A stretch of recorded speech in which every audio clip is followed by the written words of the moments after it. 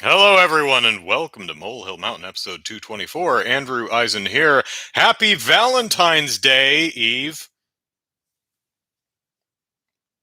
Which sounded like I said that with a comma, so that sounded like I was wishing someone named Eve Happy Valentine's Day. And, well, I mean, if your name is Eve, I'm certainly wishing you a happy one.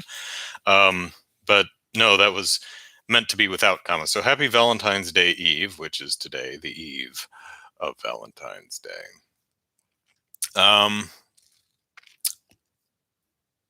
Like most people, my Valentine's Day plans consist of staying here in the house alone, safely a minimum of 6 feet away from everybody else. So, typical Valentine's Day. All right. Before we get to the Kama Sutra superhero team thing, which I'm finally actually going to talk about this week after weeks of either putting it off or having work stuff get in the way, which is why we didn't have a podcast last week. Because my work said, hey, Andrew, only you can do this thing. I said, all right. So I did. And I got overtime. So that's nice. Hang on. Okay. Where's my show list? What am I talking about?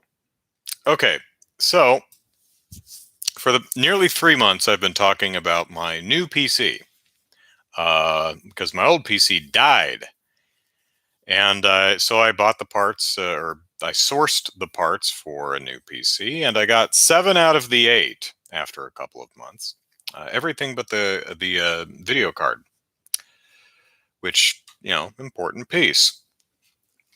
So I thought, Brian, one of the viewers of the show, suggested maybe you could get an old graphics card. And I thought, I have an old graphics card in my old dead PC. Let me try that. Well, it worked, but it's a bit too old, as it kept overheating and turning off after a couple of minutes. So, I mean, it worked, but only for a couple of minutes. So I thought, oh, well, I guess I'm just going to have to do without until, graphics cards aren't 3 times more expensive than they should be.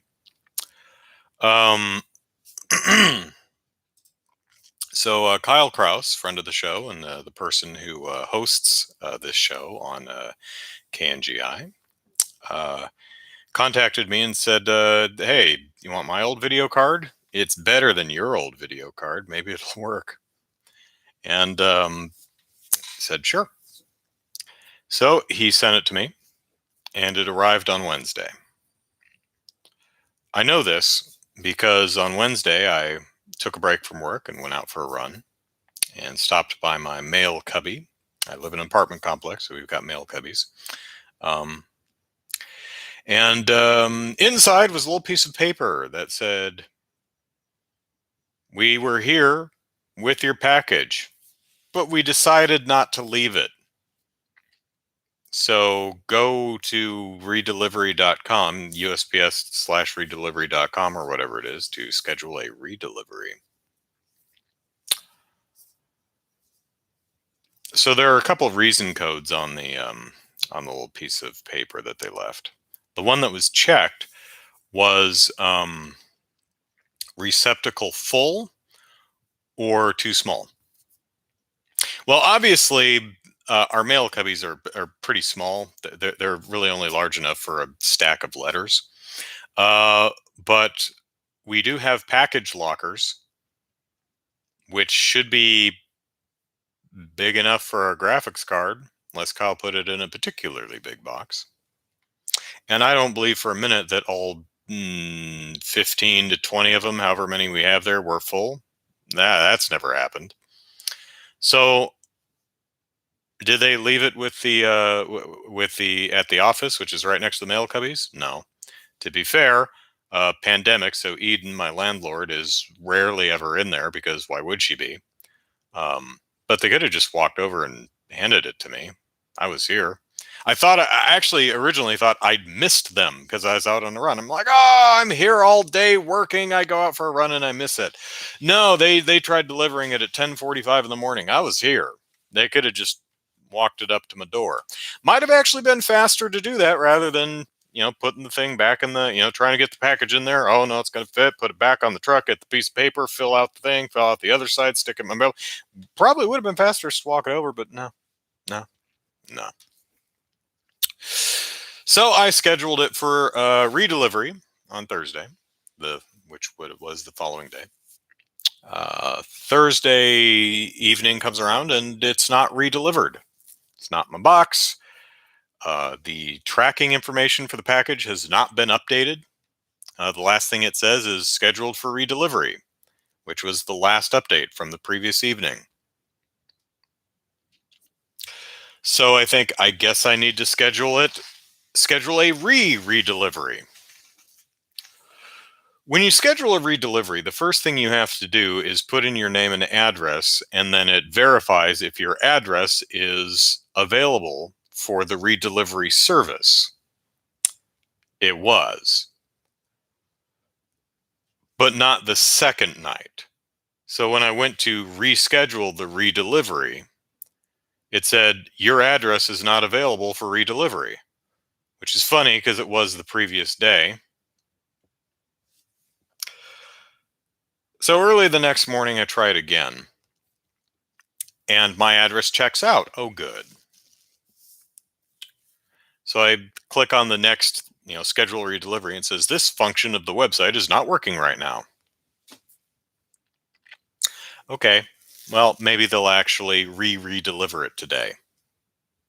Nope. USPS did not. So, go back. I look at the tracking history. Still nothing. Still, the last update was 2 days ago. Nothing. I have no idea what happened to my package or where it is. And I'm also kind of feeling bad on Kyle's behalf because he was so generous and kind to offer me his old graphics card. So I go back on the redelivery site, and I think maybe I can edit. Hello, Chaos. Hi, Simp Squad.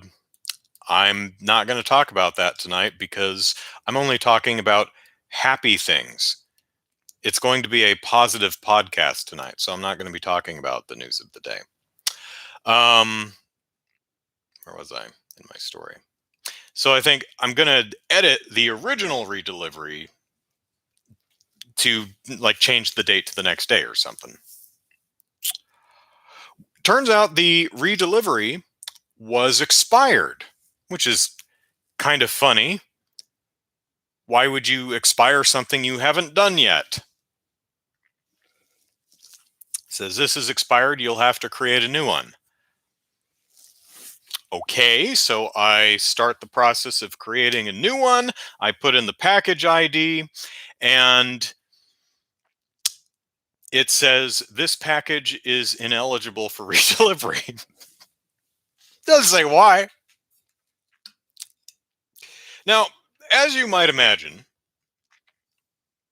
at this point I'm very angry because I have anger problems anyway.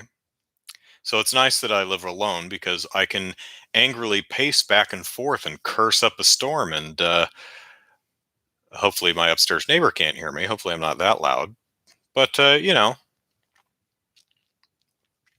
so I let loose a few choice words of displeasure. And keep in mind, this is Friday now, and I'm in the middle of my workday. But I put my pants on, which I don't like to do. My pants are on.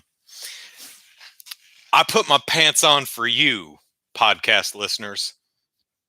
That's how much respect I have for you. I put on my pants. I'd be happy to sit here in my underwear all day, but no, I put on my pants. I foregoed work, and I went to the post office my damn self, which is, 2 blocks away. Now, my biggest fear really was losing my temper and cursing out the poor person at the customer service counter, and it's not their fault. They're not the person who drives the truck. They're not the person who failed to deliver my package 3 times. But I was genuinely And Reverend Werewolf, speaking for the chat, appreciates that I'm wearing pants. And well, you should. Although I have to say, my new underwear is pretty snazzy. Makes my butt look fantastic. You'll have to take my word on that. Or not. So my genuine fear was I was already angry. My fear was I would lose my temper and start cursing at whoever was behind the counter at the USPS, who really is not responsible for this and is not deserving of my wrath. So I go to the post office. I wait in line 6 feet away from everyone else in line, wait my turn, get up to the counter, and hand them my little slip and said, this was not delivered. I scheduled a redelivery. It was not redelivered. If you have it here, I will happily take it off your hands. Luckily, I'm wearing a mask. So if I'm like setting my jaw or grinding my teeth, hopefully it's not coming across. And the woman behind the counter says, okay. And she walks into the back and like less than 2 minutes later comes out with my package, says, may I see some ID? Show her my driver's license. She says, okay. And off I walk with my package. So I got it. Now, you might be wondering, are our storage lockers really so small that this won't fit in them? No. But they are too small for the box that Kyle put his graphics card in. Yeah, this did not fit. So my guess as to what happened is the mail carrier got the box and went, don't fit. And so left the redelivery notice. So I scheduled a redelivery. And they probably came back the next day to redeliver it and goes, still don't fit, and left again. And I bet they came Friday too. It was like, no, it's still not going to fit in here. And instead of walking it over to my apartment, or at the very least, check the box on the redelivery form that literally says has to be claimed at the post office. Not that I'm bitter, not that I'm sore about it or anything, but God, I mean, I know things are tough with the USPS. A lot of the things that are currently resulting in poor service are not the fault of the organization itself or the people that work there, the lower level people who work there, the mail carriers, the sorters, and the local managers and stuff. I know that, so I try not to get mad, but I have a really horrible bad temper, so I do anyway. But I try not to allow anyone to be the brunt of said temper. So I have a new graphics card. Yay! This is a Radeon R9 270X. So it's an older card. Hey, Warren. But I plugged it into my my new computer, and it works. So I do have a new computer. My new computer is up and running. I can use this R9 270X until I get a more modern card. I have not tested. It turns on, logs into Windows. It stays on. I installed a couple things I need. I have not tried. I still need to move stuff over from my old hard drive. I still need to get all my work files in order. I need to get my video editor on there. So two of my major tests are I need to make sure that, or three of my major tests, one, need to make sure I can stream from that PC. I'm sure I can. I'm sure I can do all this, but I need to make sure I can stream. need to make sure I can edit and render video, and I need to make sure I can play video games because I would like to continue doing the Sunday streams. And I would really like to continue playing Trails in the Sky because I haven't played it in 2.5 months, and, and I'm getting the shakes from withdrawal. Um, I was hoping to get all that set up today and stream from my PC, from my new PC tonight, but that felt like jumping the gun. I just want to make sure that everything works the way I expect it to before I try, streaming the podcast. So at least this format I know works. But next week, I'm hoping next Saturday I'll be streaming from my new PC, which means I'll be able to edit together audio versions of this podcast and post those on KNGI and iTunes because the last 2.5 months of the show are not posted audio versions. The video versions, of course, are available on my YouTube channel.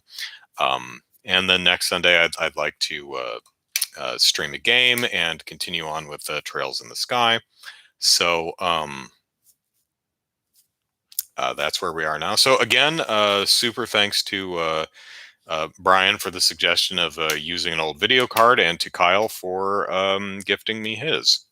And I was also pretty surprised. This is like this card from like 2013 or something.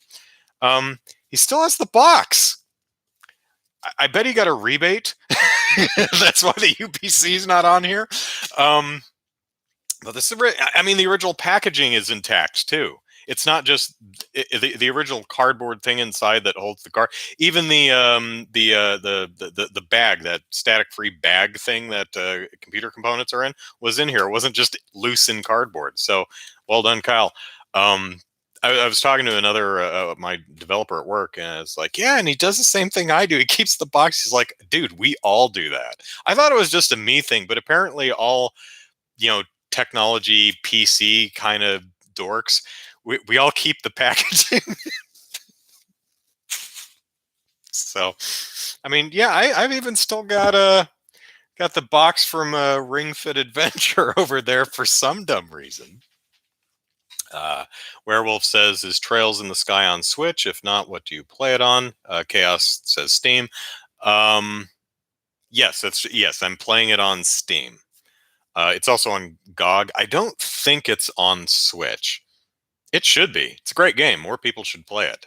But I think the Trails games are kind of like the Yakuza franchise before it, are starting to get noticed more. So I wouldn't be surprised. But yeah, PSP, I think, is where it originally showed up, and then was ported to PC, something like that. But yeah, looking forward to getting back into that. Looking forward to getting all the videos I shot off my camera. It's because I've got the Christmas gift exchange video. Got a couple debut reviews. I've got a New Game Fuss episode. So I've got some stuff to work on there. So hooray. Currently, one of the card types I'm keeping my eye on is the RTX 260, or even maybe the 270.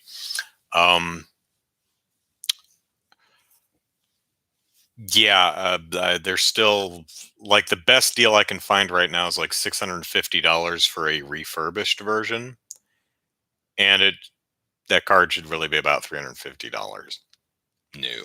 So graphics cards are hard to find, period. I mean, they're mostly just completely out of stock at basically, from what I've seen, most of the time you're only going to get them through resellers and at double or more likely triple the price. So them's the breaks right now. But this should get me through for the time being, so that is cool. All right. What do we want to talk about now? Okay. So a couple of weeks ago, a friend of mine changed her phone number, as she has done a couple of times over the years. So when I first got her phone number, I was going to say back in college, but I didn't have a phone back in college. So whenever I first got her number years ago, I put in my phone and I put her name next to the number, so I would know whose number that is. Then she, at some point, got a new phone. Said, "Hey, here's my new number." And for quite a while, I just didn't associate a name to that number. I just knew the number. Because I was like, should I put their name and two next to it? I don't even know if you can have duplicate names in the phone or if they have to be distinct. I haven't looked and I don't care that much. But then she made a joke about, she said something like, "Hey, it's your dream girl, blah, blah, blah." I'm like, there's a good name. So I put her under dream girl. And so she's changed her phone again. And this is like 3 times over, 2 decades. She doesn't change it every week. But she's got a new phone. And I talked to her, I said, "Well, what name should I put this number under?" And she said, "Reverse Cowgirl." So I did. But because I am incredibly immature, I thought, you know what? I started thinking that sounds like a superhero name, Reverse Cowgirl. Kind of like Reverse Flash. I'm granted that's a villain, but that's where my mind was. I was like and I was starting to picture what the costume might look like, and then I thought, you know what? There are a lot of flowery named sex positions and sex acts. You could probably make an entire superhero team based on names from the Kama Sutra. So I've done that. And if you would like to, in the chat, give me some suggestions for sex position or sex act names that would make good superhero names, please put them in the chat. So I actually have quite a long list, but I picked 5 for a superhero team. And then I have a couple of extras. Like I picked one for a sidekick, like someone has a sidekick, and a team mascot, and a couple of alias names. So here's what I came up with. Again, please feel free to put your suggestions in the chat. So for our Kama Sutra superhero team, we've of course got the Reverse Cowgirl, who my headcanon is there was originally a cowgirl who was the good guy, and then Reverse Cowgirl was like her arch nemesis, and she killed the original cowgirl and then felt really bad about it. So now she's on the good guys team. Um, oh, damn it! I'm gonna have all of your suggestions are gonna get moderated, and I'm gonna okay. Reverend Werewolf says Dr. Anal would be a good villain. It's not a bad one, although all the names I picked are actually the specific names of uh, uh, sex positions or sex acts, but that's fine too. Let your creativity run wild. So so we have Reverse Cowgirl. Then we have Hovering Butterfly, which is my favorite sex position name. I mean, that's just such a neat name. So this is obviously the flyer of the team. And then I thought maybe Hovering Butterfly can only really hover. Hovering Butterfly can't actually fly. They just kind of hover. No one really knows why they're on the team. They're like the Hawkeye of the Avengers. It's like, oh, they're really good at a bow and arrow. It's like, oh, you can fly, oh, I can hover. So if like a bridge collapses under me, I'm okay. Everyone else is screwed, but I'll just kind of float there. It's cool. Next we have the obvious, I suppose, but Missionary. I mean, you've instantly designed this character's look in your head, haven't you? So obviously a religious themed character, probably the paladin or Captain America goody of the most righteous member of the team so far. Now we've got Snowball, which is a sex act, not a sex position, but whatever. I make up my own rules. This, of course, is our ice character. like Sub-Zero, or that's Mortal Kombat, but you understand what I'm saying. So, and I suppose the if you were to actually realize this, Snowball would probably literally spit snow from its mouth, and you just be like, it'd be disgusting. Now, my fifth entry is actually a suggestion from Brian, and that is Lucky Pierre, which I'll admit is one I had not heard before, so I had to look it up. And you're free to look it up too. But that's a really good name, Lucky Pierre. Kind of reminds me of Domino, the Zazie Beetz character from Deadpool 2, whose gimmick is they're just really lucky. So there you go. Let's see. Chaos says I'm tempted to make all of these in DC Universe Online. So that's my main superhero team. Now I have a couple extra names, which I guess we could just consider the villains, the bad guys that our Kama Sutra superhero team fights against week to week. So this one is a suggestion from Holly Schultz, Corkscrew. It's a good one. I originally put the Shocker on the list, and then I realized that's already a Spider-Man villain, so I would hate to infringe. Here's a good villain name, Pile Driver.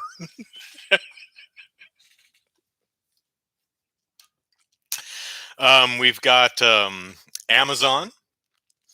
Might get a bit too close to Wonder Woman, but there you go. Here's just a really fun name. Who could be a team member, but there were no more spots, and she got jealous, so now she's a villain, I guess. Glowing Juniper. And I forget what that position actually is.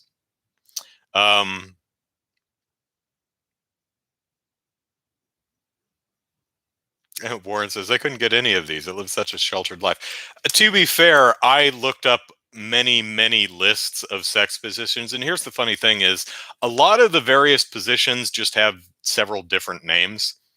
And a lot of them have modifiers to the name, like, well, we'll get to one here in a second.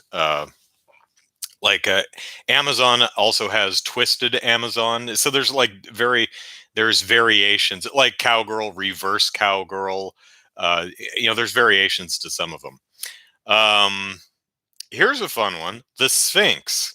Now this sex position looks like it's more trouble than it's worth, but the illustration that they used had the woman posed in the typical Sphinx position, and I'm like, it looks like someone came up with the name and then invented a sex position to go with it. But it's a good supervillain name, the Sphinx. Here's one, Lotus Blossom. I'm kind of imagining like a poison ivy, a floramancer, I guess, kind of character. And Lotus Blossom sounds too good, so maybe Lotus started out good, but then got corrupted and went bad, and now is known as Twisted Lotus, which is a variation on the Lotus position. Another good one, Supernova. And another one which almost made my main team, but this is a great name, the Bandolier, which is a sex position that is so damn similar to like two others with completely different names that I was having a hell of a time distinguishing the difference between the position. Some sex position differences are very subtle. There is specificity to the art of lovemaking.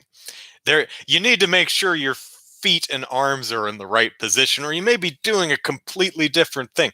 Did my switch just shut off? It did. Okay, well, I guess I can turn off my TV. What was I playing? I'll let you know in a minute. Or 2 or 3 or 10 or 12 or whatever. So those are the main hero names. But I also had a couple names that I didn't think worked very well for superhero names, but they make good alias names.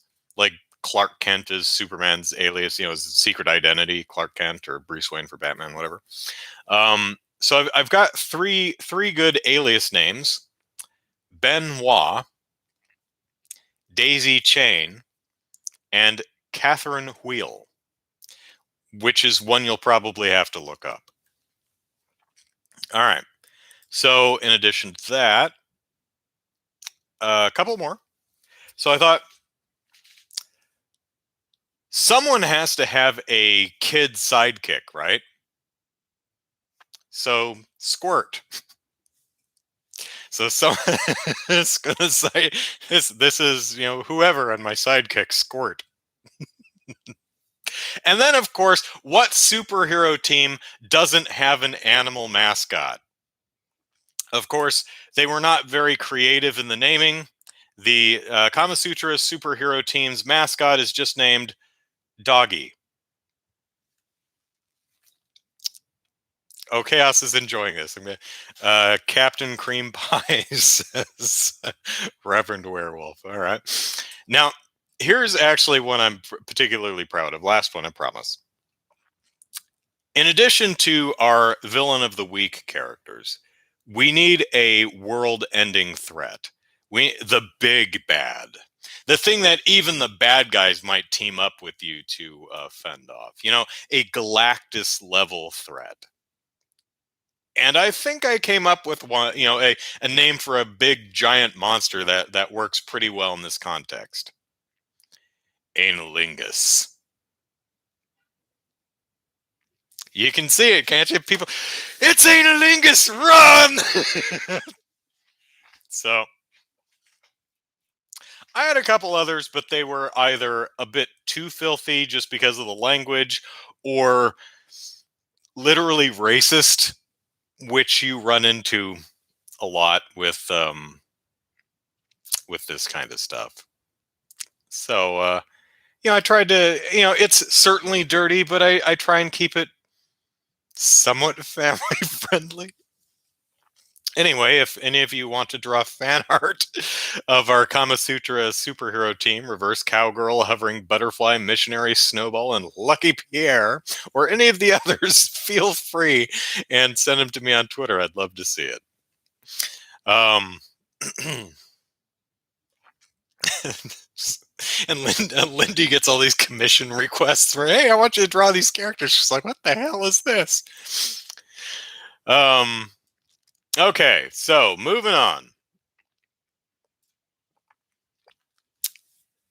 Let's talk about Universal Studios. Universal Studios. Oh, there's Lindy. Hi, Lindy. Lindy says no.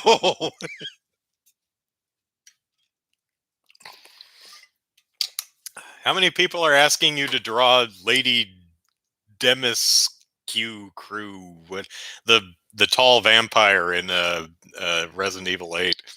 Lindy says, "I'll get reported. I run a clean business here." Anyway, so Super Nintendo World. Is that it? Yeah, Super Nintendo World. New.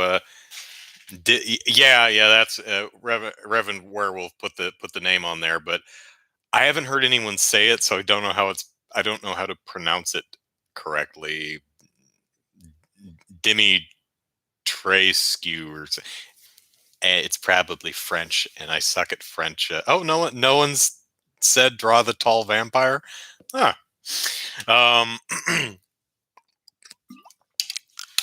And I missed part of my mouth.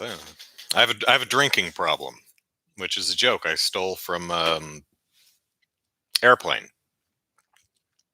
So Super Nintendo World opened up at the Universal Studios Japan in a limited fashion. And they've got two major rides there. One is a Yoshi ride, which is kind of a people mover thing. It just sits on a track and goes really, it's a dark ride. It goes slowly outside, and you can go, oh, there's the whole land. And you go through a little dark ride scene and then back out. And then, we all understood what that was from the Dimitrescu. Dimitrescu. Okay. Thanks for the. Thank you for that. Looks boring, but I'm cute, but not particularly thrilling. The other major ride was the Mario Kart ride, which I think most of at least the older potential clientele of the land are excited for. Um,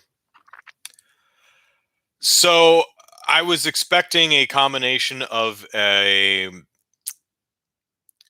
car race thing on a track, along with an augmented reality thing, because they told us that. So I was thinking, okay, so you're going to be in a Mario Kart car and it's going to zip along a track, and we'll add some characters onto the track via AR goggles, augmented reality goggles. Neat. So I saw a video of the ride. It looks like crap. Um, Maybe my expectations were just incredibly wrong. And granted, you can't get the full experience unless you actually are wearing the AR goggles over your face. But what it is another very slow moving dark ride. The carts just kind of doopy doopy doopy doopy doopy doopy along. Maybe it works really, really well with the wind effects and the AR stuff, but it looks slow and boring. Again, it still looks cute, but I was expecting. I mean, because if you think about it, I was expecting something along the lines of like the Indiana Jones ride at Disneyland. Um, all told, those vehicles do not go that fast, but there's a real sense of speed because they jostle around and there's lots of wind in your face and all kind. The set design and the effects help sell speed, but they're also not plodding along at 2 miles an hour. They probably go like 8 to 10 miles an hour or something. You could probably run faster than the Indiana Jones Jeeps, but it's still a fun, thrilling ride. I looked at the Mario Kart ride and I'm like, oh wow, that looks boring. Why did you decide to do it like that?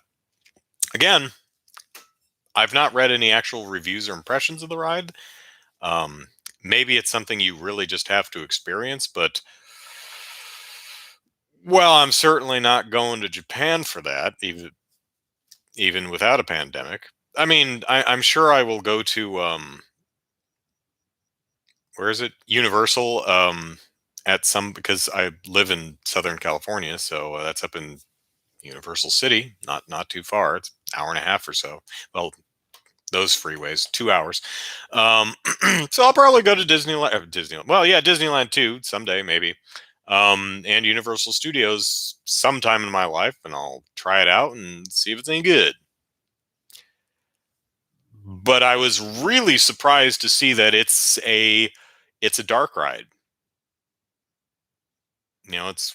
It's a very slow through the scenes thing.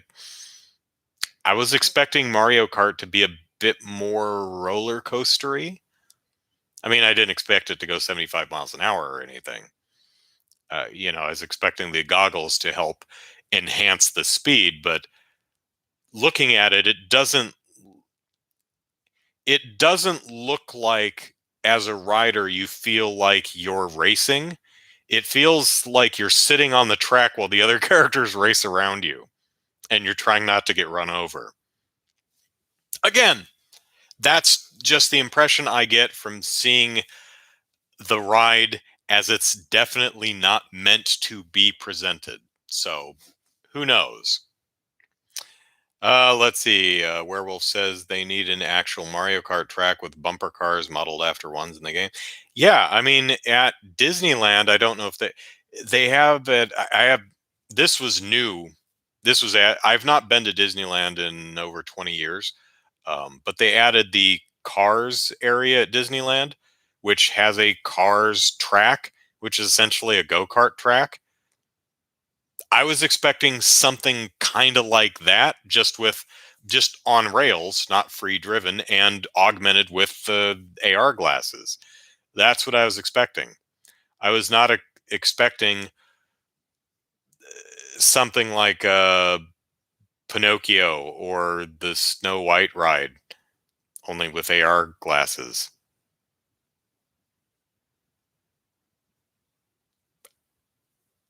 Oh well, so I need to reach on the bright side. At least my expectations for the ride are so low now that it's got to be better than what it looks like. So when I eventually do go there one day, maybe I'll be like, oh, that's cute.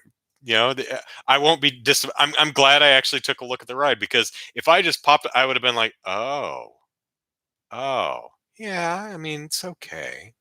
So I don't know if Nintendo, who's definitely watching this, one of the 10 people watching this, wants to recalibrate how they advertise that ride.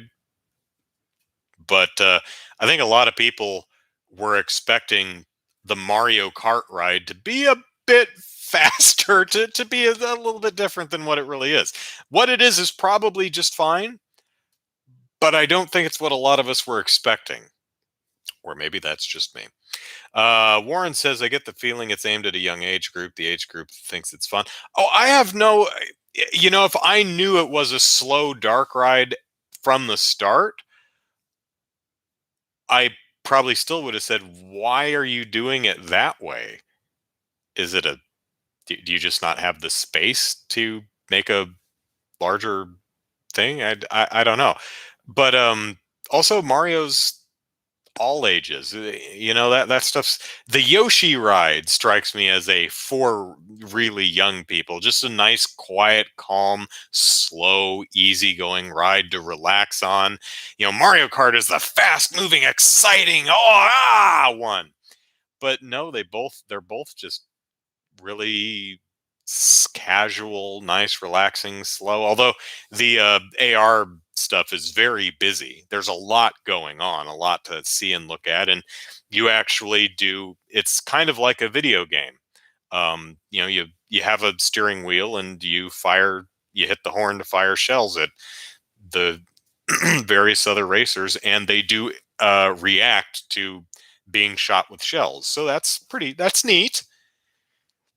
I just hope that the ride gives your Mario Kart the sense of speed that I think riders would expect, and I think the franchise of Mario Kart deserves. Werewolf says hopefully they will eventually get something Zelda themed. Yeah, for Super Nintendo World, it's very Nintendo themed. Now, it looks like they're going to be doing a Donkey Kong add on, but yeah, Nintendo's more than just Mario. But I mean, are are they going to have a Metroid themed area, or like Warren said, a Zelda themed area? That'd be cool, but that's years away. Um, Warren says, I agree. At 41, I still play Mario Kart. Yeah. Okay, so Monster Hunter World / Iceborne is over, unless Capcom surprises us with something new. But Monster Hunter Rise is not here yet. So we're going to talk about Monster Hunter World and Iceborne. And I was thinking about Monster Hunter World and Iceborne, which I'm just going to call World. And I thought, you know what? There are a couple monsters in that game that I never beat. And Metroid Prime themed laser tag. Oh, there you go. You could, the teams, a Space Pirates team and a Federation Force team. Oh God, Samus isn't anywhere in it. It's all Federation Force characters. So I thought I'd go over the four characters, the four monsters in Monster Hunter World that I never beat because I'm not good enough. Seriously, I am an average at best Monster Hunter. I put out a series a couple years ago called Leslie and Bob Hunt whatever. And it was just me hunting the various monsters in Monster Hunter World. So if you want to get an idea of my skill level, there you go. I'm adequate. I can beat the game. I can get her done. There's a couple monsters I can't beat, so let's go through them. Monsters I did not beat in Monster Hunter World. Number 1 of 4, Behemoth. I don't like Behemoth. I admire Behemoth. I think they did a nice job, at least with the modeling and the animation and the story surrounding it, um, and the idea of having kind of an MMO boss fight in Monster Hunter World. But I don't play well with others. In fact, I don't play with others. So when I play Behemoth, I fight it myself, and that's no fun. You can fight Behemoth yourself. You can even beat Behemoth yourself if you're really, really good, which I'm not. So for me, the Behemoth fight is really annoying, like even worse than Lunastra, because in my experience, um, Behemoth isn't hard so much. It's just it keeps casting the damn tornadoes. So it has a move where it casts a tornado, which sits and spins in the location in the room where it cast. And if you touch the tornado, you get thrown. You lose you lose control. And those tornadoes stay there for several minutes. So what you're supposed to do is one of two things: either flash the behemoth with a flash pod to stun it out of uh, doing the tornado, or when it starts casting the tornado spell, run over to the side of the arena so that it puts the tornado over there and it's not in the middle of the arena and you don't have to work around it. That seems cool. Here's the problem. It does almost nothing other than consistently spam tornadoes. It has almost no physical attacks. It has a couple hand swipes and a charge, but most of the time it just casts the tornado. It does have a fireball or like a meteor that comes down occasionally, but mostly it's just the tornado.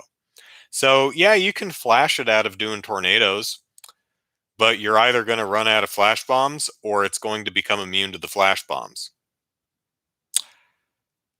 And you can kite the tornadoes over to the side of the arena, but that just means you're running around and not fighting the monster. So, most of the fight is it's like, oh, it's casting the tornado. Guess I'll run over here to put the tornado on the side of the arena. And then you run back to it and it starts casting tornado again. Had I stuck with it, I'm confident I would have beaten Behemoth. I just didn't want to play it because it's not fun. I don't like the fight, at least as a solo player. I mean, when you have 4 people, whoever's targeted with the tornado, get the tornado out of there while the other 3 continue attacking. Makes sense, right? I mean, that's how that monster is supposed to be played. So I don't really hold it against Behemoth. It's meant to be played with a team. I'm a stubborn jerk who doesn't want to play with others, so that fight is not very fun by yourself. It can be done.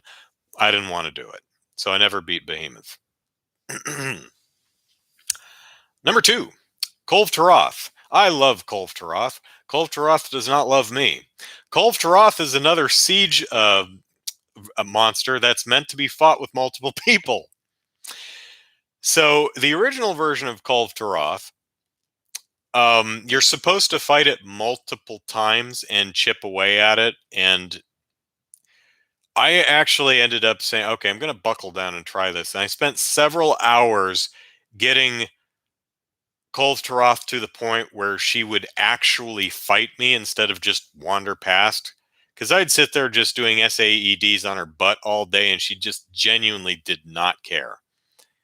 But after several rounds, she's like, okay, you need to stop that, dude. And she went into a new arena and we got into a fight.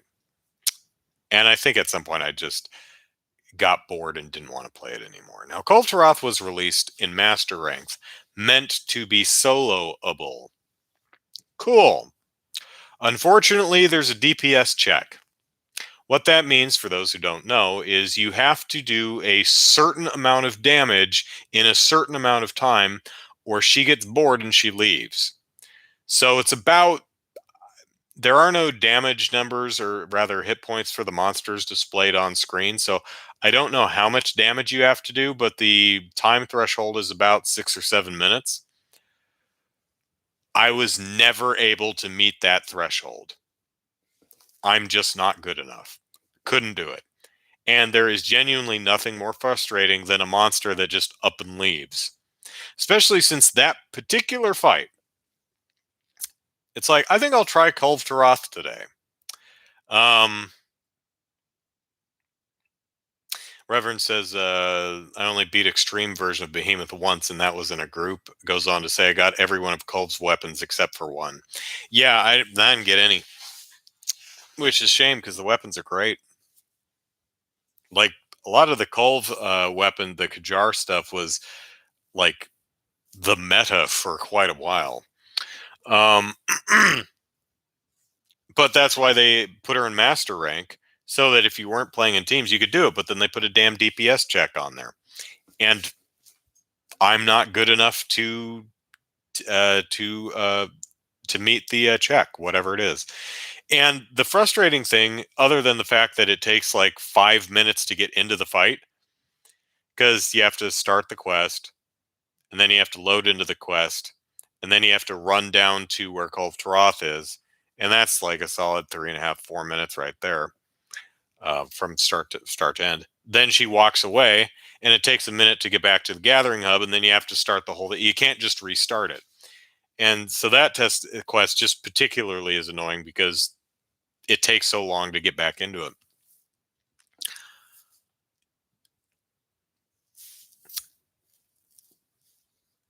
Also, again, there's no hit points for the monsters, so I don't know how close I was. I, I don't know if I was like really close, like 30 more damage, just 1 or 2 more hits, and I would have had her. I would have kept at it. But I don't know if I'm 1 or 2 hits away, or if I'm not even close. No idea. So I never beat Cole of Tarath. Oh well.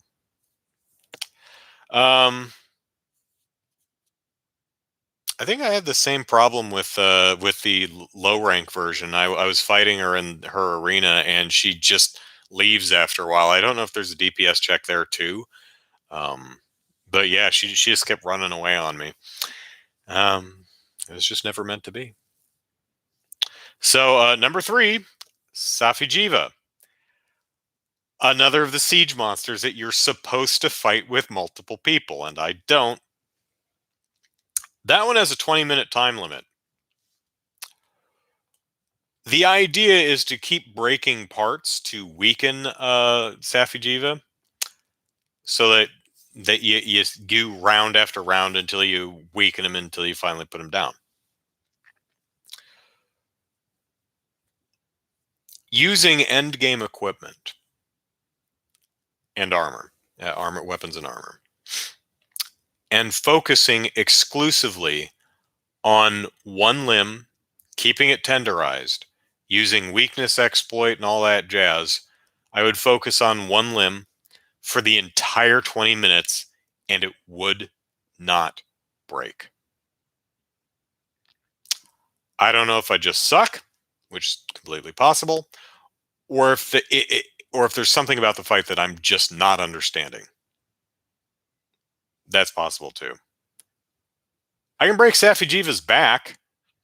All you have to do is mount Safi and then do your finisher on the back, and you'll break the back. That's easy. But I picked like a foreleg, and I tenderized it, and I just kept SAEDing on it, and then I tenderized it again when the tenderization wore off, and I kept hammering on that front leg. Never broke. Tried the back leg, same thing.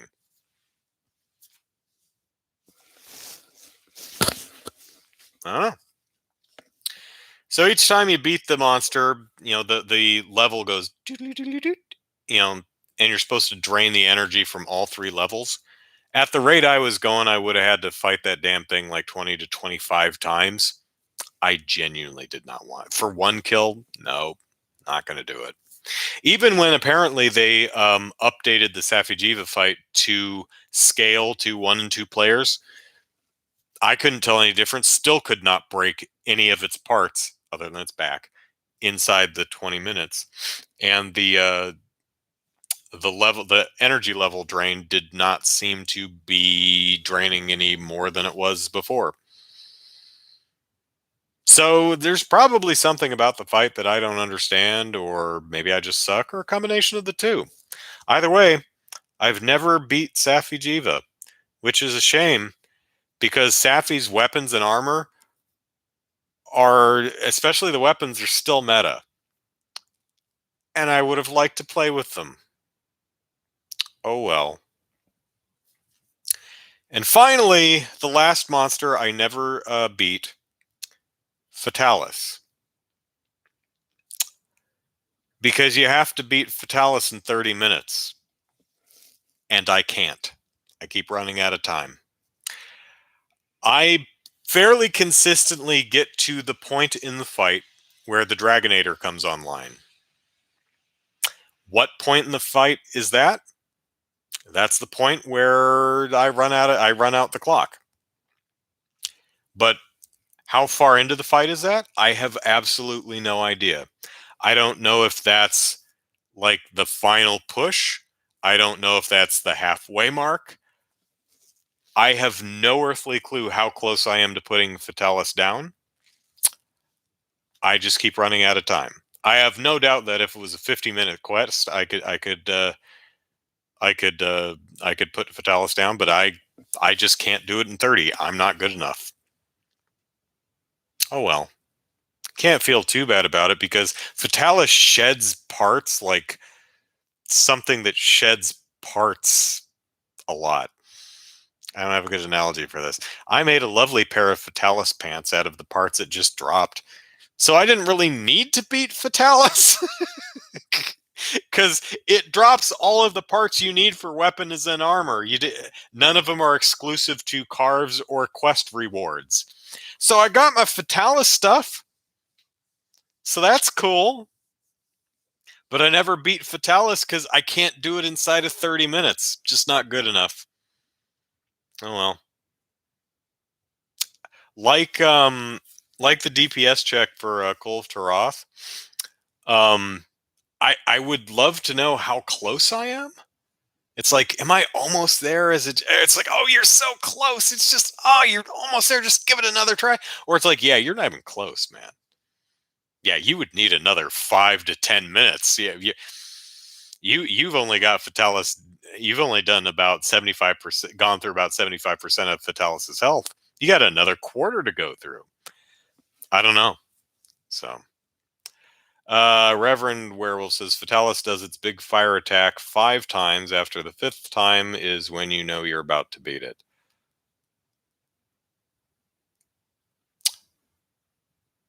Well, it's been a while since I played. There's the first big. Well, Fatalis is always spitting fire, but there's a big fire attack that you go hide behind that metal door thing with the cloth draped over it. And that melts away, and then that reveals the siege weaponry. So that's one. Then there's a second big fire attack, which you have to go hide behind the gate, and that melts the gate. After that, there's Fatalis will occasionally just fly up into the air and start raining down fire, and the only place to hide is like directly underneath them. I guess those would be the other big fire attacks. I don't know if I honestly don't know. I know he's done that more than once. I've seen at least 4. Yeah, the last 3 you have to get behind him to escape it, right? Or behind, under, to the side, whatever. where the Dragonator comes online, that's uh that's where I run out of time about right about there. I don't know if that's timed with the big fire attacks. I don't know if that's a good indicator of what phase of the fight you're in, but that's where I typically run out of time. So, Behemoth, Kolv-Taroth, Safi'jiiva, and Fatalis. Those are the monsters that I never beat in a Monster Hunter world, and probably never will. Um, Another quick funny story. I beat Alatreon or Alatreon in Tri or 3 Ultimate, whichever one it was in. I know I did because I remember it because it was a pain in the butt. Um, but when I went back later, I didn't have a quest complete. It wasn't marked in my hunter's notes, so I must have not saved the game when I turned it off. I know I beat Elatreon in 3, but I apparently forgot to save the game somehow. So I was pretty happy to put Alatran down in World, which actually took me several tries because that fight is. I wasn't clear what that's one where it's very specific on what you have to do. It's like, okay, you have to use the proper element. No, we're not going to tell you what the proper element is. It's a fire monster. You figure it out. Oh, I'm thinking water. Great. After several failed attempts, it populates my hunter's note with the information that use ice, not water. Oh, of course. Ice beats fire, not water. Why would I think it was water that beats fire? Silly me. So once I figured out, okay, you're supposed to use ice against the fire dragon, obviously. Water. What was I thinking? Then it switches modes, and you have to break its horn so that it goes back to the other mode, which is something that I wasn't clear on because I kept trying to figure out how to power through. You know, in my first several attempts, I was like, the Eschaton Judgment kept killing me. I'm like, I don't get what I'm supposed to do. It took me a little while to figure out what you were. Oh, you break the horn, so, or rather, you. That's what it is. You have to weaken it with the right element so that the Eschaton Judgment doesn't kill you. And then you need to break its horn so that it doesn't go into a elemental mode that you can't counter. Right, that's what it is. So I kept getting killed with the Eschaton Judgment. I'm like, they're yelling at me. They're use the element to weaken it. I'm like, I'm doing it. It's still killing me. I don't know what I'm supposed to do. And then after a while, it populated my hunter's notes, and I'm like, oh, use ice. Okay, okay.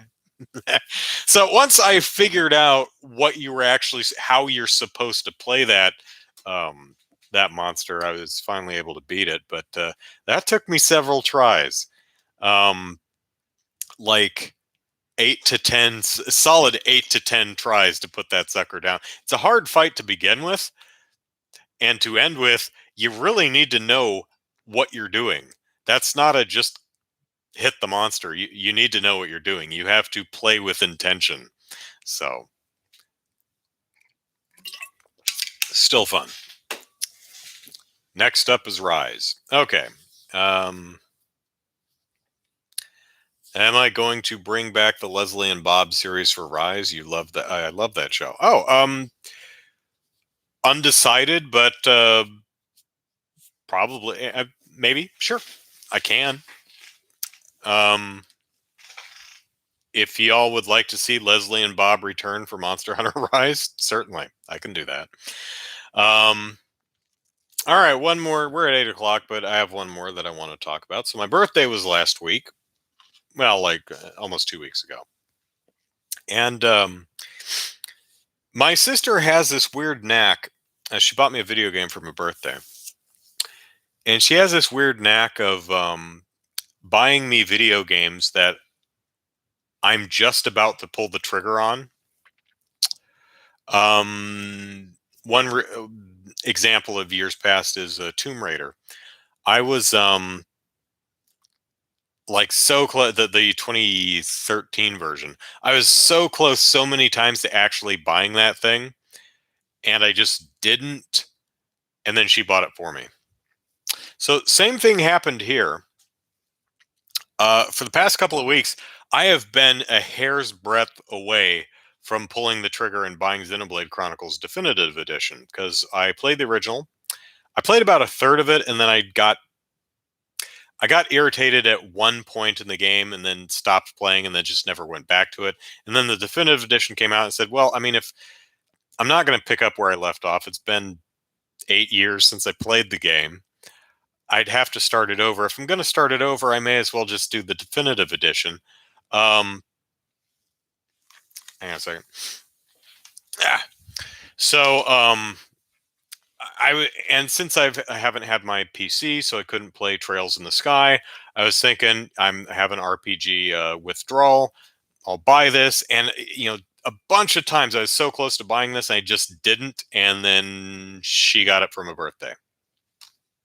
So, play this on the stream sometime.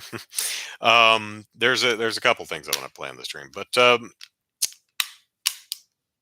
the differences between this and this are numerous and almost all improvements.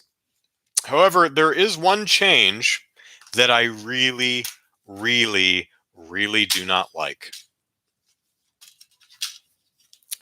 See if you can spot the difference. Can you tell which change I don't like? Do you see something missing in the Switch version? Yeah. There's no instruction manual in the Switch version. I mean, there's copious tutorial stuff in in the game, but I mean, look, whoops, look at this beefy boy. Look at it's all color coded, and well, I mean, it's actually I think it's 3 different languages, but it's really well organized. It's handsome to look at. There's small but nice. It's full color. It's got nice picture. It's really well organized. So you can just go. It's like, oh, what do the danger levels mean? Oh, the blue one's weak. Oh, okay. That's interesting. The colors are a little bit different in Definitive Edition because they have. I think black is easy. Uh, Blue is, I think, like equal, and then brown was more advanced, and then yellow was danger, and then red was super don't even try it. Huh. Oh well. I'm apparently one of the only people who reads instruction manuals anyway. I like instruction manuals. I miss instruction manuals. All the other changes I quite like, though. Chaos is sadly most games don't have books anymore. It's true, and I'm going to complain about it every time. Because I'm old and things should be like the way they were when I was a chillins. Reverend Werewolf says they've only ever seen a few games that have an instruction manual in it. These days, yeah, it's really rare. Uh, I mean, nowadays you rarely even get the one-page pamphlet that just has the basic controls on it.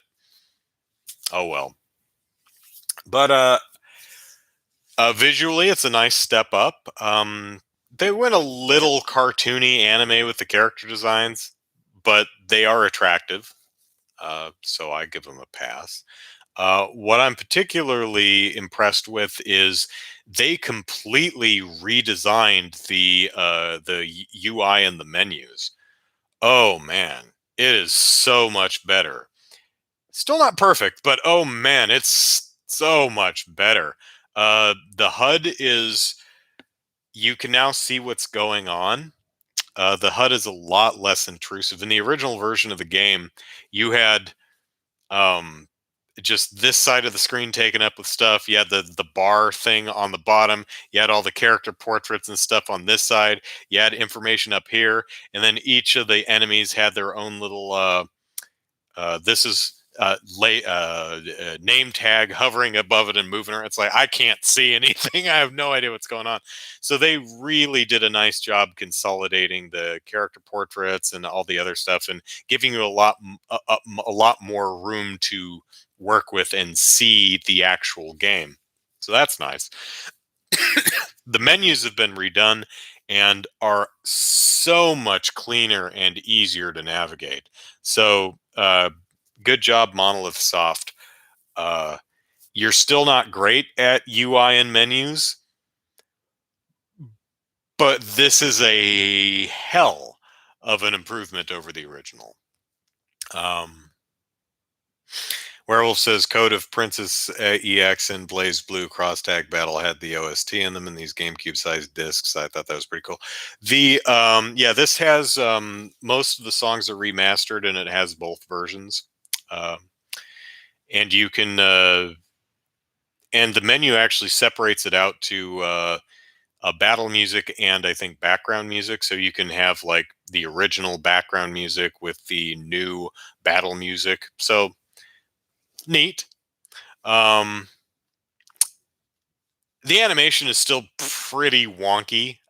That's all exactly the same so far as I can tell. Um, a lot of the mechon animation is fine. It's pretty good, like especially in cutscenes and stuff. But anything outside of a cutscene is bad. It's bad. The animation's bad. It's really stiff and janky, especially the human character movement, like walks and stuff. It's bad. Doesn't make the game bad, but the animation's not very good. It's fine. It gets the job done. It's fine.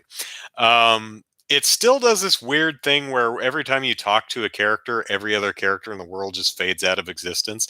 I don't know if they do that on purpose so that your focus, if it's done purposefully to draw your attention to the character you're speaking with, but it's really distract. I don't like that choice if it's a creative choice. Um, I'm not very far in it. I haven't had a ton of time to play it. I'm still in Colony 9, the opening town. Because there's a lot of this is one of those games that gives you a book's worth of side quests, and I'm one of those completionists dorks who's like, I'm gonna if I see something glowing on the other side of the map, I'm gonna go get it. Doesn't matter. Oh no, the Mechon are destroying the town. I see a shiny over there. I gotta go get it. So I spent all my time uh, completing the side quest. I think the definitive edition might go a bit far with the quality of life improvements. Um, I don't recall it. The original game specifically pointing out exactly where every single thing you need for every single quest is on the map. I remember it saying there are this type of monsters that hang out in this area. So you'd have to go to that area and look for them.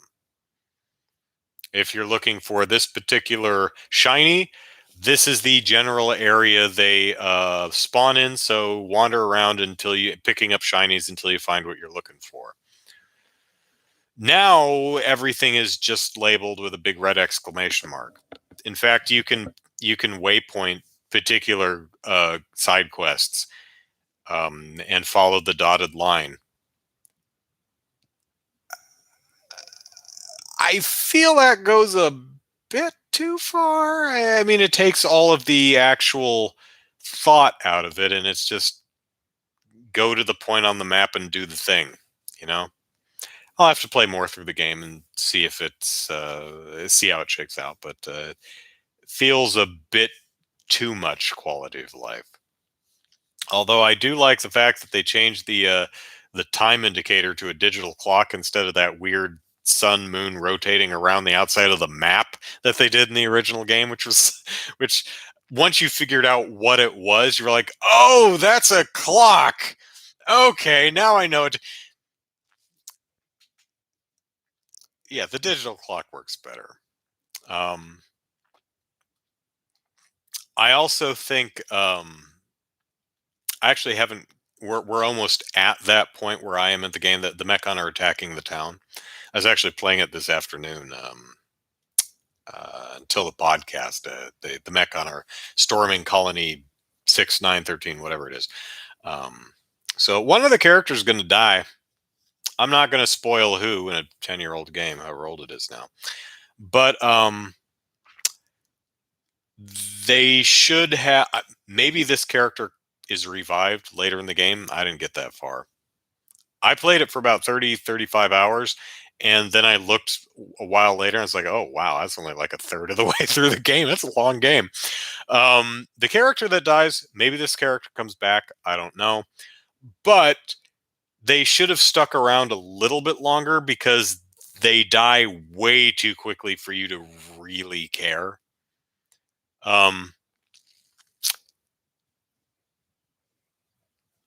The pacing's wrong, I feel. I mean, it's one of those, oh, the person I like died, Mechon. I'm gonna, you don't. It just, yeah. I feel like this character should have stuck around.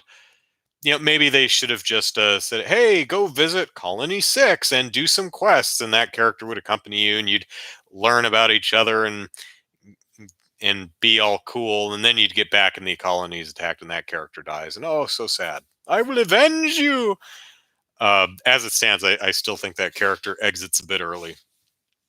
Doesn't quite have the impact. Also, that's a trope that if I name it, it's gonna. The fact that I pointed out a trope probably spoils it. Is anyone worried about spoilers for a decade-old game? I don't know. It's still a good game. I still enjoy it. Where I left off 10 years ago, whenever it was, is there's a no pond village, those little cute cuddly mascot animals. When you get to the no pond village, there's there's a big open area outside with a big waterfall, and the map does the thing where it only fills in the portions that you physically go. So I'm compelled to fill out every corner of the map. It bothers me if part of the map is not written in. So I had to go swim around the entire waterfall to get the map to draw in. And then you go up into the big no pond treehouse. I'm also the kind of guy who insists on talking to every single character multiple times at night because they may say different things. And there were like 30 no pond running around. I was like, nope. Nope, not talking to all these little jerks. And I said, need a break. And I just, for some reason, got distracted by some other shiny thing and never went back to it. So hopefully I don't get stuck at that point again. Pardon me. All in all, though, Xenoblade Chronicles, good game. Definitive edition, much prettier version of the game. Also, wonderful job updating and refining the user interface, the HUD and the menuing systems. Oh, that is so much easier to use. Well done there with the UX, Monolith Soft. I toast my water to you. Yes, honestly, it's water. What do you think's in here? It's water. So I think that is the podcast for tonight. Let's see. Werewolf says you should give Xenoblade 2 a chance. I know you didn't like the way it looked, but Reverend Werewolf, have you gone under a different name before? Because I have. You're completely correct, but I haven't talked about Xenoblade 2 for a while. So do I know you under a different name? Or have you just not chatted in the chat until now? Anyway, says you should give Xenoblade 2 a chance. I know you didn't like the way it looked, but it was one of the funniest games or funnest games I've ever played. That's true. I thought Xenoblade Chronicles X, I'm really interested in playing, although that looks like it has some obnoxiously bad menuing too. But Xenoblade 2, I was really surprised to find. Well, first of all, it has some of the absolute worst character design I have ever seen in any video game ever. That's not a deal breaker for me. So the characters look stupid. Whatever, that's fine. But what really got me was the game just genuinely did not look any fun to play at all. Like, it looked bad. Interestingly, though, the DLC for Xenoblade Chronicles 2 looked really good. So I don't know if the DLC got much better, or if the original game was not shown very well. Hard to say, but I'll take your recommendation to heart. Maybe I'll play that at some point. Change names, Seekend, and oh, okay, yeah. I remember all those names. Cool. Sweet Apple, you're bored and playing Minecraft. I'd have to be very bored to play Minecraft. I don't I don't dislike Minecraft in any sort of it shouldn't exist type of way. I just derive no fun from that game. And I've been with people who really love Minecraft. Well, that sounded somewhat salacious. I've been in the same room with people who really enjoy Minecraft, and I've watched them play it, and I'm like, I don't get why you like this.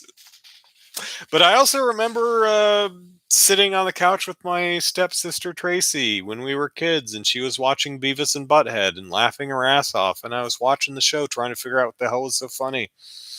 I'm like, you like this? But it's terrible.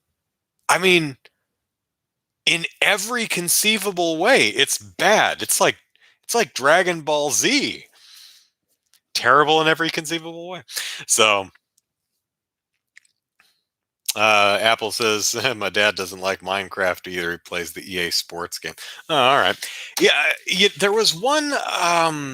What's interesting is I like crafting and I like building, but I think for my tastes, I need a bit more direction. I'm not a sandbox kind of person. I'm not a here's a big playground, go make your own fun. My approach is no, I'm paying you money. You make the fun for me and I will go engage with it. But a lot of people just like, yes, give me the open area, give me the tools and I will have at it, and that's great. I that's not for me. Um I played the Minecraft Dragon Quest games. I forget what it's actually called, but Dragon Quest Builders, I think is what it's called. Um, Apple says it's relaxing. I get that. I imagine there's a bunch of like Monster Hunter. It's like, but you're fighting the same monster over and over. Why? How is that fun to fight the Rathalos again?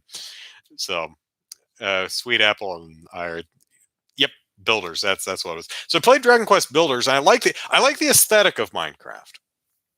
Um, so I played Builders, and that's a more structured way of approaching the Minecraft idea because you have this town, and you can do whatever you want within a particular structure. It's like, okay, you want to build up the town, but you want to make sure you have a forge and an armory and a item shop. And it's like, okay, I have a direction. Build an item shop. I need to make a space for that. Build an inn.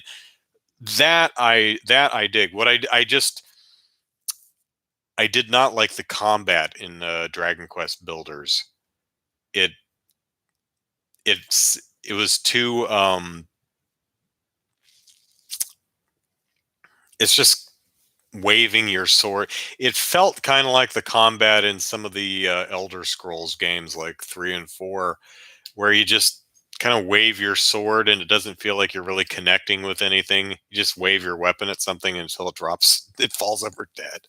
I've not played Skyrim, so interesting thing about Elder Scrolls. I've never liked Elder Scrolls, but it appears to be getting better with each game. So maybe Elder Scrolls 10 I'll really like.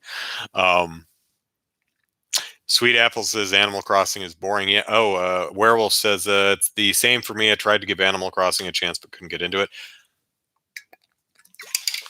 Mine sister loves her some Animal Crossing. She's hardcore when it comes to Animal Crossing.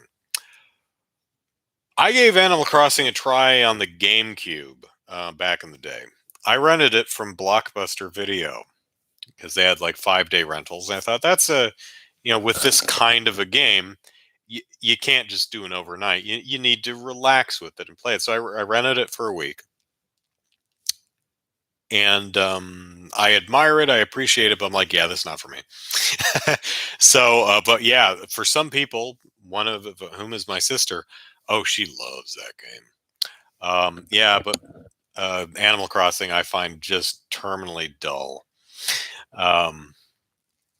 Sweet Apple says there's nothing to do. I was so disappointed. Yeah, that was kind of the same. Like in a week, I had done almost everything. Like I'd caught all the bugs that were available that season. I'd upgraded my house to whatever you upgrade it to. I'd done all the things. So I fast forwarded, Mr. Rossetti be damned, to the next holiday just to see what they were like. And so I fast forwarded to Sports Day. And what I found out is Sports Day is little more than a animated diorama. You can observe all of the animals play, doing a tug of war and doing a race and the throw the balls in the basket thing. But you can't participate in anything. You can't interact with it. You can just look at it. And that's when I said, okay, yeah, this game's not for me. So my mother and sister absolutely love the game, though, and good on them. Warren says my sister and best friend are both in Animal Crossing. I don't understand the game. Yeah, it's not for me anything. What do I think of Call of Duty Cold War? That's the newest one, right? I haven't played it. If it's the one I'm thinking of, looks fine. For the bits I saw of it, again, if I'm thinking of the right one, I appreciated that they seem to add that one seems to be a little bit less self-serious than the games have been of late, and I think that works well because the game is obnoxious anyway. I mean, it's essentially like a Michael Bay film, and Michael Bay doesn't take himself that seriously, and I don't think Call of Duty should either. And it looked like again, if I'm thinking of the right version of the game, looked like this one is less self-serious and a bit more silly and fun. And I think that works well for the game. Um, I mean, if you're into Call of Duty, I'm sure it's going to be fine. It's loud and it's got explosions and set pieces and shooty stuff. So red barrels explode when you shoot them. It's great. I'm not I like first person shooters, but I've never been into the Call of Duty games. They're just not my style. Love Doom. I enjoyed the first Wolfenstein game. I'd like to play the sequel. I haven't gotten around to it. I like even some of the older stuff like Turok and Goldeneye and Perfect Dark. So I like first person shooters. Didn't care for Half-Life though. Did I play Half-Life or Half-Life 2? I think it was the first one. What's the one where the game starts out with like a 30-minute tram? It's not 30 minutes, but a 30-minute tram ride to the office. Is that the first one? That's the first one, right? I think it's the first one that I played. Now, granted, I only had like half an hour to play it, so I barely got to the point where the game actually starts. Half-Life, again, I think it's the first one. Half-Life is not a great game. Do not start playing Half-Life if you've only got like half an hour. Because that's like picking up Monster Hunter for 30 minutes. Not gonna work at all. So them's my thought of Call of Duty Cold War. What kind of games do I like? I like a lot of different type of games. I like action games. I like platformers. I like action platformers. I like adventure games. Let me give a couple examples. I like your Marios and Zeldas and Metroids and Mega Mans. Don't like Sonic. Um, mainly just because I don't think the games are very fun. Even the classics that people really love, the Genesis ones, the 1, 2, and 3. I'm like, but they're bad. They're poorly designed and not fun to play. Iconic character design, but I just don't think they play very well. Love RPGs. Um, um, I love the Yakuza games. It's one of my favorite franchises. Love Monster. Let me give some game series too. Yakuza, the Monster Hunter, um, uh, Dragon Quest for RPGs. I also like puzzle games. Like I played one that was a Sudoku, a cross between kind of like a cross between Phoenix Wright and a Sudoku puzzle. I do like Phoenix Wright. I like Professor Layton. It was called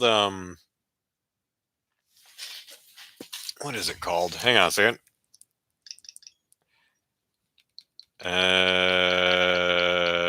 Murder by Numbers. That's what it's called. It's a cute game. I really liked it. If you like Sudoku, give it a try. If you don't like Sudoku, stay the hell away from it because you're not going to like it. Wait a minute, it's not Sudoku. P-Cross. I'm sorry, it's P-Cross. It's not Sudoku. It's P-Cross. P-Cross is cool. Sudoku I don't care as much for, but P-Cross is fun. Um, I like even kind of weird stuff like Danganronpa. I love that damn series. Even the weird one, the Ultra Despair Girls, which was kind of like the third person shooter version of Danganronpa. I really like that one too. Love that series. Um, Games that I generally don't like. I don't like sports games. Um, Couple mild exceptions would be I liked Double Dribble on the um, NES for a few minutes anyway. Uh, I did have fun playing NBA Jam with some friends for a couple minutes. I like the Tony Hawk games. I liked Aggressive Inline, which was a inline skates game too. Um, Super Dodgeball was great, but other than that, Madden's and NFL and 2K games, I don't care for those. Not into strategy games. Um, your civilizations and stuff like that. Not into sandbox games like Minecraft. Roblox, I think, is atrocious. I know the kids love it, but I think it's garbage. Oh well. Um, uh, I don't care for MMOs. Um, I don't mind some elements of MMO. Like Xenoblade Chronicles has some very MMO-ish elements in it. So some of the elements I don't mind as much, but not a big fan of actual MMOs. So hope that gives you a fair idea of how my taste in games run. Apple's little cousin had a huge obsession with Sonic. Do I like Undertale? I still haven't played it. I think. Hang on a second. Let me double check something before I misspeak. Um, bu- bu- bu- bu-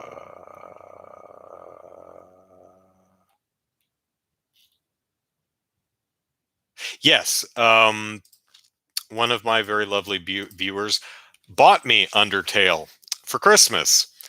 Um, so I have it now. So I definitely plan on playing it at some point. Because I've wanted to play that because everyone speaks so highly of it, and I like RPGs and weird little games. So I'm really looking forward to playing it. I have not played it yet though, so and I don't know if anyone's spoiled me on anything. From what I understand, the battles in the game are um, you're in like a little window and you have to dodge stuff. So it's almost like a bullet hell shooter. And apparently, like in similar to Deus Ex, you can talk your way out of fights instead of killing monsters, which would definitely be my approach. Whenever I play something like Deus Ex or um, Metal Gear Solid, those types of games, I always I'm always stealth. I'm always using, the tranquilizer or non-lethal weaponry. That's how I like to play those kind of games. So if I have the option to talk it out, that's probably the way I would or will approach that game. Hard to really say without playing it, but that's my understanding of how mechanically that particular game works. So I love me, I love me my first person shooters. I will play Doom all day. I love that game, but I also love to do the pacifist stuff. Again, I like playing Metal Gear 5. I don't think I think Silence, Quiet. I think Quiet was the only character in the entire game that I killed because she shot my horse, and that don't fly.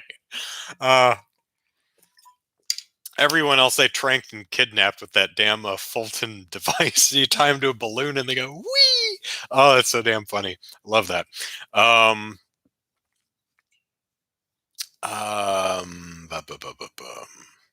where was I going with that? Uh, yeah. So if I had, so while I love me my violent explodey giblets games, if you give me the option to stealth or be the good guy, I'll take it. It's one of the things I generally like about RPGs, especially some of the cuter ones like Dragon Quest, is I like being able to tangibly, through my own actions, work with other like minded companions to make the world a better place for all those in it. Something I can't really do well in real life, and it's wonderful. Um, That's what when I played a Dragon Quest. What is it? 11, 11 recently, and just charming, wonderful little game. And it's great because there are very few actual real bad guys in the game. Most of it is just a bunch of affable people working together to save the world, not for riches, not for power, but just to make the world a better place. And especially this right now, it's super relaxing and cathartic to indulge in that fantasy, in a fantasy world where not only are genuinely most people good, or a better way to say it is where most people are genuinely good, kind-hearted people, flawed perhaps but good, and everyone bands together to try and work to make the world a wonderful place for everyone living in it. That's a lovely ideal. That's a wonderful little fantasy, and I do love so to indulge. Uh, what's going on with the chat? Apple says, I hate Roblox. My brother is obsessed with it. A friend of mine, John, has Xbox and has the, what is it, Games Pass. So, it's like, I bought you the small 8-year-old child. I bought you 6 or 8 years old, however old is. My son, I bought you an Xbox. I got you the Game Pass. You've got all of these awesome games, this endless scrolling list of games, and you keep playing this shit. It's kind of like when you buy an expensive cat tower or something for your cat and they just want to play with the box and the packaging. Um, Chaos says you should try Dot Hack games. They simulate an MMO without being online. Fair enough. I've not played any of them. I've not watched the animes either. Oh, interesting. The Sweet Apple follows up with the obvious follow up. Do I like anime? I like good anime. I do. Obviously, a lot of anime just completely sucks, so I don't like the anime that sucks. But yeah,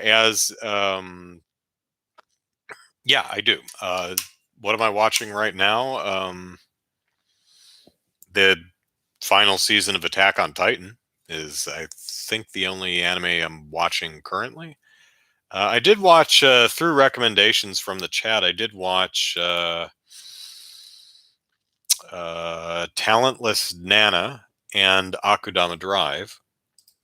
I have a sneeze. Pardon me. Both of which I enjoyed quite a bit. I'll have more. I shot debut reviews for them, so I'll probably talk about those later once I actually get the debut reviews edited and up. But yeah, if you look on the shelves behind me, you'll probably spot a lot of anime. Uh, Escaflowne, Kimagure Orange Road, Devil Lady, Amagoddess, um, Urusei Yatsura. There's a lot of that. Uh, Urusei Yatsura and all the way to here. Gem and the Holograms, not anime, but Yu Yu Hakusho. No, that's Zatoichi. That's Zatoichi too. I was thinking that's Record of Lotus War, but no, that would be over here somewhere. It's all in alphabetical order. Apple says I'm excited for Hetalia. I don't know what that is. Huh. I'm guessing that's an anime, but I've not heard of that. You love Gem and the Holograms? Great. Yeah, me too. I actually just finished, well, 2.5 months ago, finished a series called A Middle-Aged Man Watches Gem and the Holograms, where from April of last year through the middle of November, I watched every single episode of Gem and the Holograms and essentially produced essentially a video diary of my journey through the series, which I had never seen before. So I watched an episode, recorded my reaction to it, and so I had a video reaction to all 65 episodes of Gem and the Holograms, plus 3 bonus videos. Best songs of season 1, best of season 2, best of season 3. So that's on my channel if you're interested. That's like 13 or 14 hours of stuff. I don't expect you to watch all of it, but Apple says Italia is about country stereotypes. It's hilarious and only lasts 5 minutes. Oh, so it's a short form one. One thing I keep seeing advertised is, I forget what it's called, but apparently it's about a bunch of people who work for God and make the animals of the earth. Like, I invented unicorns. That's never going to work. Okay, fine, scrap that. I made a whale. It's huge. I forget what it's. Let me see if I can find it real quick. Probably the chat is going to come up with the name before I do. Animal design team or something. Let me see if I can find Heaven's Design Team. That's at least the English name. Okay. Maybe I'll check that one out because the algorithm keeps recommending it to me. Hetalia. Let me do a quick Google and see if anything's standing out.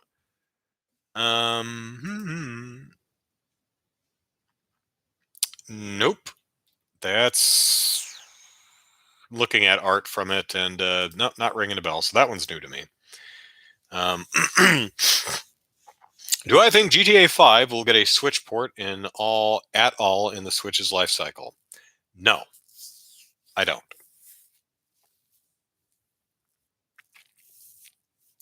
I'm not saying it won't happen. In fact, there's I mean, you can imagine. I saw the statistics on Grand Theft Auto. I mean, Rockstar's putting it on like every single platform for the last decade. So why not put it on Switch? If it could probably run it could run the older versions of it. I'm sure, because it was originally a PS3 game, right? I think it was, right? Right. GTA 5. 2013. Yeah. Yeah. PS3 360 era game. So yeah, it definitely run on the Switch. So it could. I'd say it's about 50-50. I just don't. Rockstar doesn't seem that interested in publishing on Nintendo. On the other hand, it does seem interested in putting Grand Theft Auto 5 on everything. So, I mean, the game sold like 134 million copies over the last 8 years. So, who the hell knows? Um, Chaos says the thing if GTA 5 were coming to Switch, it would have already done so. That's one of the. That's kind of my thoughts too.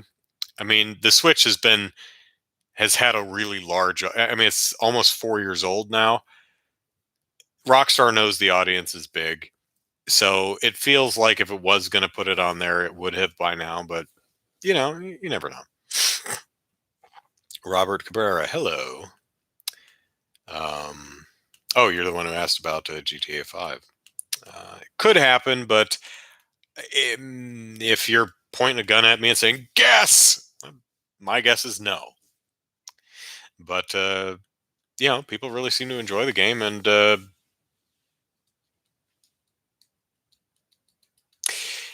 Rockstar could again. It's one of those you think they'd have done it by now, but people seem to really love portability. You'd think the pitch would be GTA 5 now, play it on the go for some reason.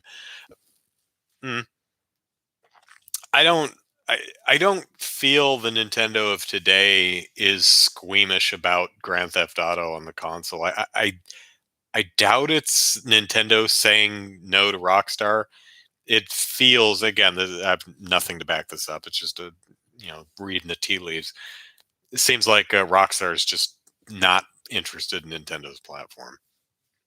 But yeah, we'll see. My thoughts are like I wouldn't want to play Grand Theft Auto 5 on the Switch. It's the weakest console out there. But a lot of people are like, well, yeah, that's true, but now I could play it in my car or on a train or something. It's like sometimes it can be difficult to look outside of myself. I imagine a lot of people have that problem and realize that just because I don't value portability at all doesn't mean nobody else does. And that sometimes that gets difficult because I'm self-centered. If I wasn't so self-centered, it probably wouldn't be difficult at all. But that manifests in several ways. It's like I don't value portability. Why does anyone else? I don't like Minecraft. Why does there Animal Crossing? Why does anyone else? Or Roblox or Dragon Ball Z? But I also tend to think that everyone I meet, unless they're children or geriatric, are my age. You know, I can't guess ages at all. I just assume everyone is my age unless they are seriously noticeably older or younger. Anyone, if you're in your 20s or 30s or 40s or 50s, I probably think you're my age. I guess that's just the frame of reference thing. Chaos says Nintendo wanted GTA 5 on Wii U, just never happened. Yeah. Now, in that case, it would have run fine on the Wii U, but that's a case of I could definitely see Rockstar, in addition to possibly not being just genuinely having no interest in Nintendo, um, looking at the user base, the size of the install base, and saying there's just not enough people own a Wii U uh, for us to bother taking the time and money to port it to the Wii U because we'd only sell 700,000 copies, and that's just not enough, or something. I'm just pulling numbers out of the air, but yeah. So this podcast went a little longer than normal, but that's okay because I missed last week because my supervisor called me and said, "Yeah, so we're gonna go ahead and release on Monday. So if you could approve the pre-release bundle before Monday, that'd be great."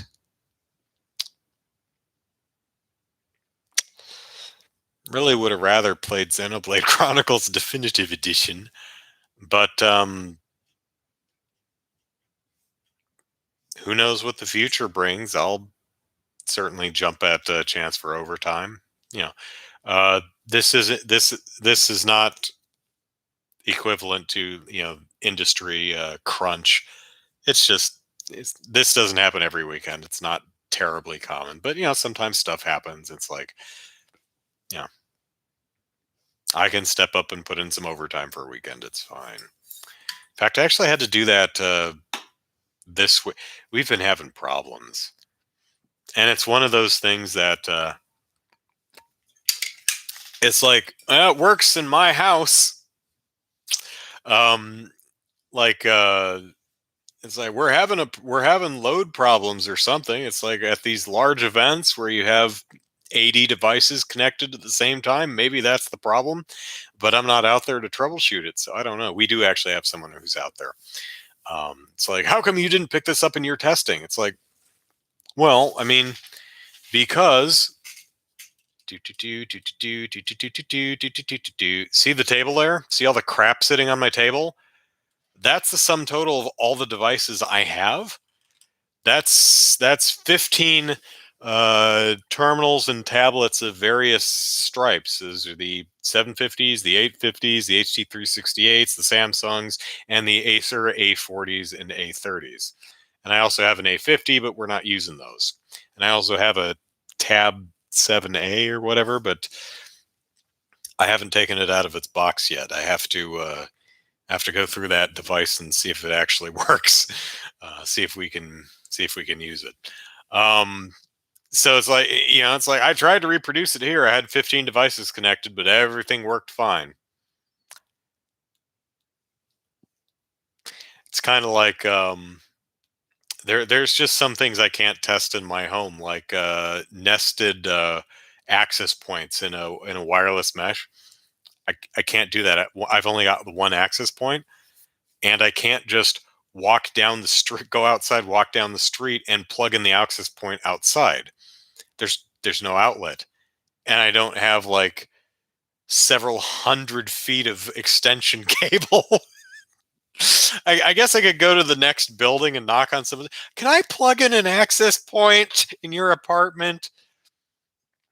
So those are things that have to be done on site, which is kind of difficult in this era of pandemic. Um, so I'm sure you're fascinated to hear about my work woes.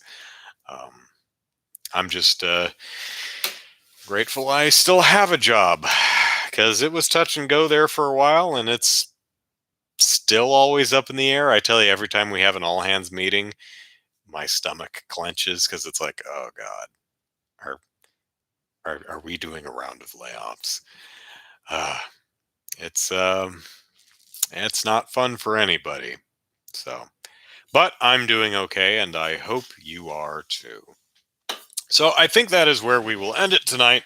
Uh, I want, ouch! Oh, let the blood flow back to the lower extremities. Yeah, that was not a good position to sit in for an extended period of time. Ow. I need to eat. So I also need to defeat the Mechon that are attacking Colony 6 or 10 or 9 or 13 or whatever the colony is. Man, RPGs, you just the hometown always gets destroyed, and your parents die. You know, you're living an idyllic life in a happy little burg out in the middle of nowhere, and then the bad guys raise your town to the ground and murder your parents and your sister and your dog or something like that. And now you go out on your adventure. It's one of the things I like about the opening too. I promise I'm going to end the podcast at some point, but it's one of the things I like about Skies of Arcadia is it has that same opening where the opening town is attacked, but your parents survive. Everyone's actually fine. They rebuild. They're good. It's another one of those just really charming games. It doesn't make you feel bad. There's mustache twirling villains, but even a lot of the bad guys in the game aren't really that bad. They're just misguided. And a few punches to the face, will make them see the light. It's kind of like the Yakuza games. there's something particularly cathartic about a fantasy where there's no problem you can't solve by punching it in the face. Kiryu Kazuma has never met a problem he could not solve by punching it in the face. I love those games so much. Still haven't played Yakuza 7, Like a Dragon, the seventh one, which I need to do because that's a phenomenal franchise and everyone should play it. And Ryoga Gotoku Studios really needs to localize Yakuza Ishin and Kenzan because I want them.